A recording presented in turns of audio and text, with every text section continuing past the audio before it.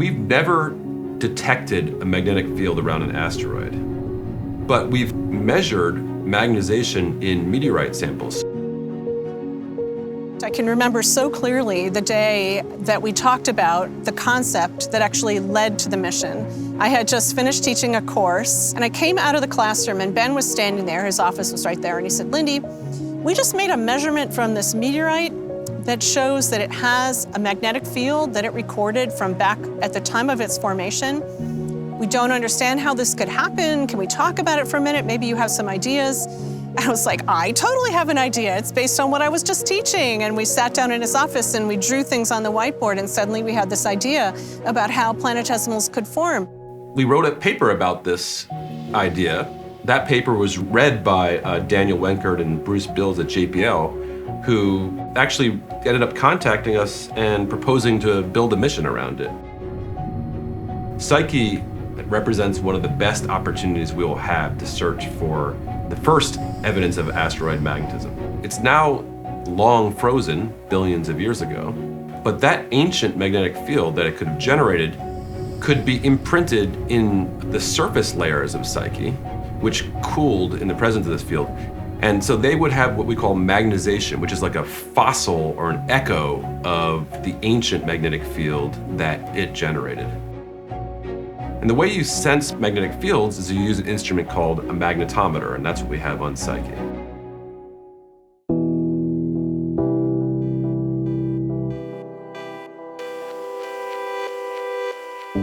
The Psyche team contacted us because they know we have a very high quality magnetometer based on the magnetic materials that we are producing.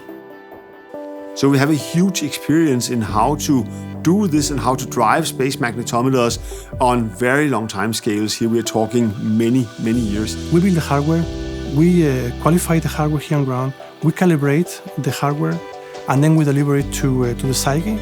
And MIT is responsible for the science, operations, and data processing of the magnetometer from Psyche.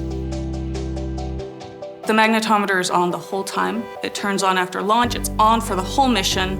And so we'll have a lot of time to observe the signals from the spacecraft and to calibrate for those. So by the time we actually get to Psyche, we'll be able to get a good, clean measurement of the asteroid's magnetic field. So my role was to model the interaction of the asteroid with the solar wind and then kind of fly, I simulated Psyche to fly through this simulated asteroid.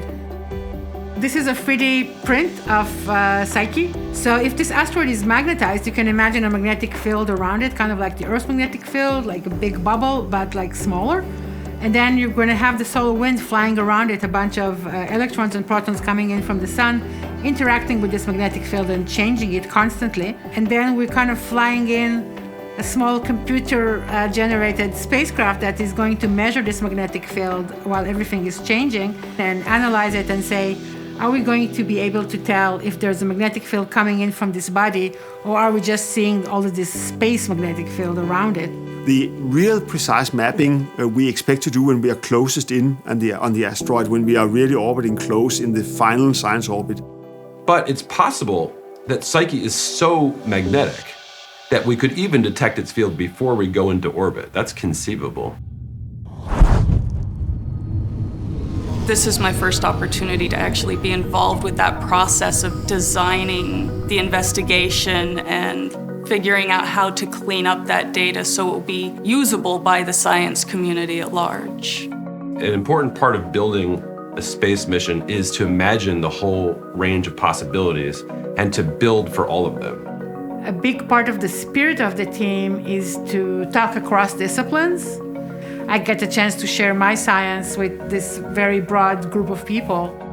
Everybody on this mission is dedicated in a way you rarely ever see anywhere else. And that actually makes a huge difference when you are trying to achieve a goal this difficult.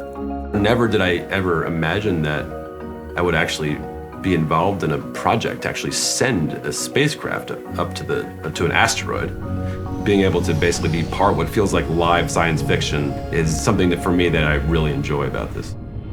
If we can do things like send this robotic orbiter out to this asteroid so far away to learn things that we cannot learn in person, then surely we can solve these problems that are in front of us here on Earth that we can actually put our hands on.